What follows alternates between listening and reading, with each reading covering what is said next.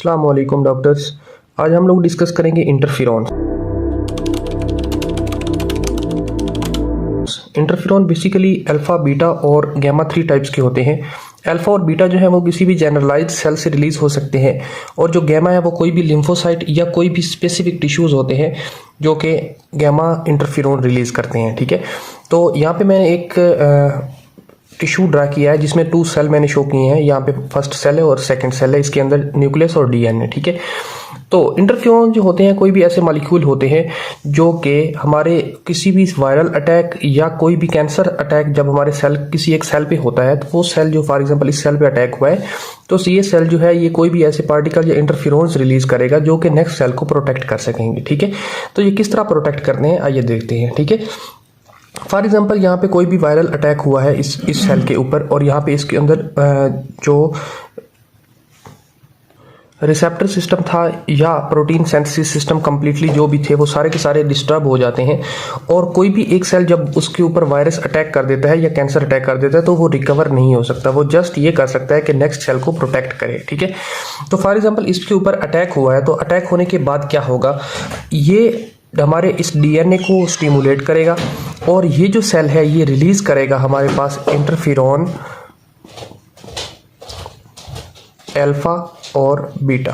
ठीक है, तो ये इंटरफेरॉन अल्फा और बीटा रिलीज कर देगा। अल्फा और बीटा इंटरफेरॉन जो है ये जाएंगे नेक्स्ट सेल के पास जिसको हमने प्रोटेक्ट करना है, और उसको प्रोटेक्ट करने के लिए क्या होगा, ये जाकर उसके रिसेप्टर के ऊपर काम करेंगे। ठीक है, और इसकी जब ये उसको स्टिमुलेट कर देंगे through different type of receptors, उसके बाद ये जो है न्यूक्लियस को स्टिमुलेट करेगा, और न्यूक्लियस को जब स्टिमुलेशन मिल जाएगी तो उसके बाद जो हमारा ये न्यूक्लियस होता है ये प्रोटीन सिंथेसिस करता है। प्रोटीन सिंथेसिस के टॉपिक में मैंने बताया था कि किस तरह हम प्रोटीन सिंथेसिस करते हैं। तो यहाँ से एक प्रोटीन रिलीज होगी जिसको हम बोलते हैं प्रोटीन काइनेज आर। ठीक है, तो प्रोटीन काइनेज आर बेसिकली एक ऐसी प्रोटीन है जो कि हमारे पास प्रिपेयर होती है for the destruction of the virus. ठीक है, फॉर एग्जांपल इस पे हम वायरस ने अटैक किया है, इसने इंटरफेरॉन अल्फा बीटा रिलीज किए हैं, वो उसने जाकर हमारे नेक्स्ट सेल को स्टिमुलेट किया है जिससे पीके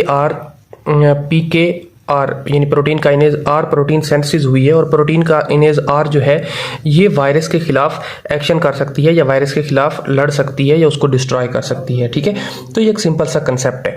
इसके अलावा जो अल्फा और बीटा इंटरफेरॉन होते हैं इनके और काम क्या है, अल्फा और बीटा जो है ये बेसिकली हमारे पास यही एक स्पेसिफिक काम करते हैं, इसके अलावा और काम हैं बट स्पेसिफिकली यही एक करते हैं। इसके अलावा जो हमारा मैक्रोफेजेस होती हैं सेम एज दैट अल्फा और बीटा इंटरफेरॉन्स जो है यहाँ पे जो काम कर रहे हैं मैक्रोफेजेस में भी सेम काम करते हैं और प्रोटीन काइनेज आर बनाते हैं। ठीक है, लाइक एज ये एक मैक्रोफेज है और इसके अंदर जो डीएनए है, मैं सिंपली डीएनए को इस तरह शो कर रहा हूं, तो डीएनए जो है इससे प्रोटीन काइनेज आर प्रोड्यूस होगी, प्रोटीन काइनेज आर।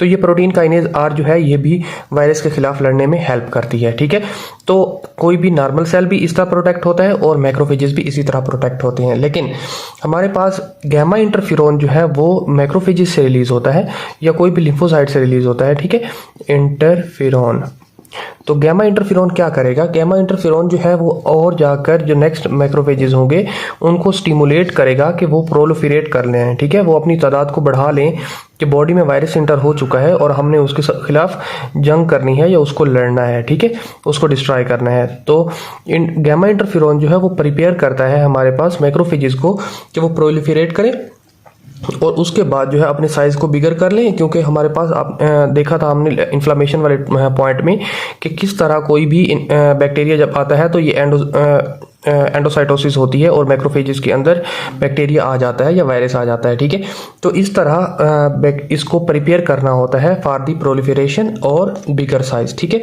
इसके अलावा जो है इसके ऊपर आपको पता है कि MCH1 का क्या फंक्शन होता है और MCH2 का क्या फंक्शन होता है, MHC सॉरी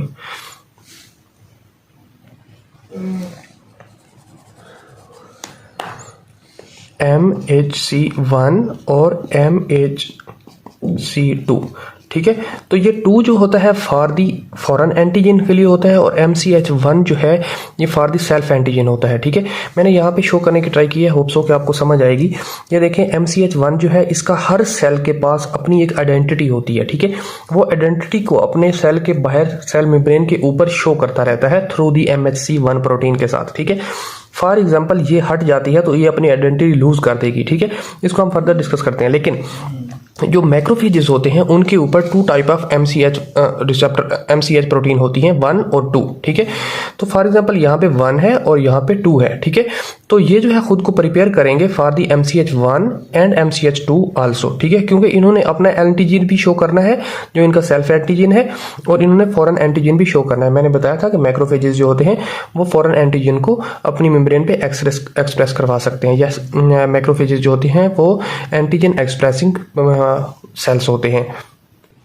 देन हमारे पास जो अल्फा और बीटा होते हैं ये नेचुरल किलर सेल जो होते हैं हमारे पास, नेचुरल किलर सेल्स को भी एक्टिवेट करते हैं या स्टिमुलेट करते हैं। इनके स्टिमुलेशन से क्या होगा कि जब नेचुरल किलर सेल जो है वो स्टिमुलेट होंगे, उनके स्टिमुलेशन के बाद इसका फंक्शन 1 मिनट वेट करके मैं एक्सप्लेन करता हूँ। लेकिन पहले ये बता दूं कि जब हमारे पास कोई भी वायरल अटैक होता है किसी भी सेल के ऊपर, तो ये जो MCH1 होती है ये इसका सेल्फ एंटीजन जो एक्सप्रेस कर रही होती है वो इसको स्टॉप कर देती है। ठीक है, जब सेल्फ एंटीजन स्टॉप हो जाएगा मतलब इस सेल की आइडेंटिटी खत्म हो चुकी है, तो ये पूरा का पूरा सेल जो है डिस्ट्रक्शन की तरफ चला जाएगा। ठीक है, नेचुरल किलर सेल्स जो होते हैं ये ढूंढ रहे होते हैं कि कोई भी ऐसा हमें मिले जिसके ऊपर उसका सेल्फ एंटीजन ना हो। ठीक है, फॉर एग्जाम्पल देख लें इस तरह कि ये एक वार्डन है जो कि हॉस्टल की वार्डन होते हैं, सेम एज दैट एक हॉस्टल का वार्डन है, वो देख रहा होता है कि कोई भी ऐसा रूम जिसके बाहर उनका आइडेंटिटी या रूम नंबर नहीं लिखा हुआ, वो जस्टली जाएगा और उस रूम को डिस्ट्रॉय कर देगा। ठीक है, या ऐसे समझ लें कि उस रूम को लॉक नहीं लगा हुआ तो वो सिंपली जाएगा और उसको डिस्ट्रॉय कर देगा। ठीक है, सेम एज दैट सेल्स भी इसी तरह काम कर रहे हैं कि नेचुरल किलर सेल्स जो होते हैं, फॉर एग्जाम्पल ये देखें, शुरू से देखते हैं कि क्या हमने सीखा। देखें कोई भी एक सेल है उसके ऊपर एक वायरस ने अटैक किया, उसने इंटरफेरॉन अल्फा और बीटा रिलीज कर दिया, ये दोनों जाकर 2 काम करेंगे स्पेसिफिकली।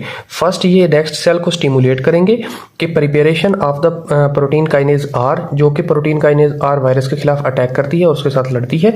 सेकंड ये काम करेंगे हमारे पास नेचुरल किलर सेल को एक्टिवेट कर देंगे। ठीक है, जब भी कोई हमारे सेल के ऊपर वायरल अटैक होता है या बैक्टीरियल अटैक होता है या कैंसर अटैक होता है, तो उसके बाद जो इसका सेल्फ एंटीजन होता है वो उसको शो करना बंद कर देते हैं। ठीक है, MCH1 जो है वो डिस्ट्रॉय होना स्टार्ट होती है और इसका सेल्फ एंटीजन एक्सप्रेस नहीं होता। तो जिस सेल पर भी सेल्फ एंटीजन नहीं होगा, नेचुरल किलर सेल्स क्या करेंगे, वो आएंगे और आकर सिंपली इसको डिस्ट्रॉय कर देंगे। ठीक है, सेकंड हमने सीखा कि जो गैमा इंटरफेरॉन है वो मैक्रोफेजेस से रिलीज होता है, अल्दो जो हमारे पास बीटा इंटरफेरॉन है वो भी समटाइम प्लेटलेट से रिलीज हो जाता है, लेकिन इंटरफेरॉन वो लेकिन बहुत कम मिकदार में होता है। लेकिन गैमा इंटरफेरॉन जो है वो मैक्रोफेजेस से रिलीज होता है और नेक्स्ट मैक्रोफेजेस को भी स्टिमुलेट करता है। ये वाला प्रोसेस ऑल जो है सेम एज दैट मैक्रोफेजेस में भी होता है, लेकिन गैमा इंटरफेरॉन जो है वो रिलीज होते हैं हमारे पास